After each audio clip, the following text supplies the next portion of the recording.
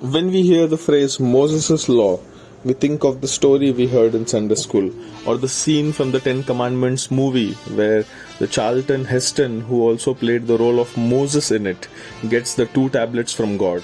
But what if I told you Moses and God were not alone? It may come as a surprise, but the New Testament tells us in 3 places that the law was delivered by angels, members of God's divine council. Here are 2 of those passages. Acts chapter 5 verses 52 and 53, it states, "Which of the prophets did not your fathers persecute?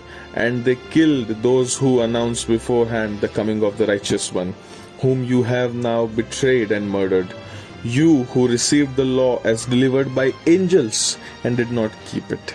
Hebrews chapter 2, 1 and 2 states, "Therefore we must pay much closer attention to what we have heard, lest we drift away from it.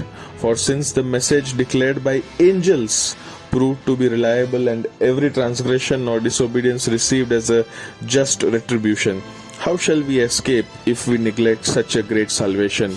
I was pretty shocked the first time I saw these verses, and I certainly hadn't heard about them in church. So what passage in the Old Testament were they quoting? That's the second jolt. There isn't a clear reference to it, at least not in the Old Testament we use. The New Testament writers didn't invent the idea though. They got it from Deuteronomy chapter 33, 2-4.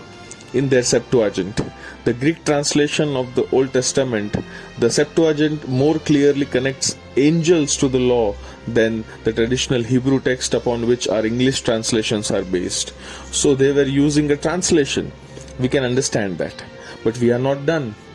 It gets a bit stranger.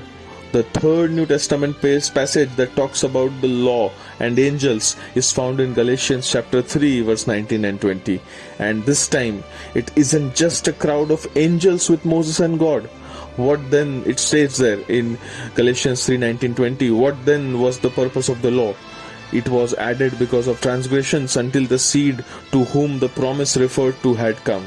The law was put into effect through angels by a mediator. A mediator, however, does not represent just one party, but God is one. Galatians 3:19 informs us that there was a mediator between God and the angels when the law was given. Most scholars assume this reference to Moses. But why didn't Paul just say that? And why repeat part of the creed of Israel, the Shema, Deuteronomy 6, 4-6, in the next verse that God is one? The mediator was likely the angel of the Lord, the Old Testament version of God in human form. Paul emphasized that God is one to keep the Galatians from being confused about his viewpoint. So God of Israel met Moses in human form. But where is the embodied God in the story of giving of the law? Moses answers that question in Deuteronomy chapter 9 verse 10.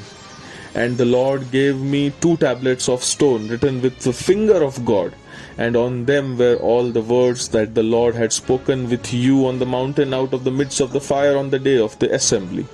Human physicality, a finger, is applied to God here, who is a disembodied spirit. John 4:24 and Isaiah 31:1. The God of Israel came to Moses in human form, just as he had before when the angel of the Lord appeared to Moses in the burning bush. We find support for this proposal in the words of Stephen, who, in the same speech where he said that the law was given by angels, tells us that the angel spoke to Moses at Mount Sinai in Acts chapter 7 verse 38.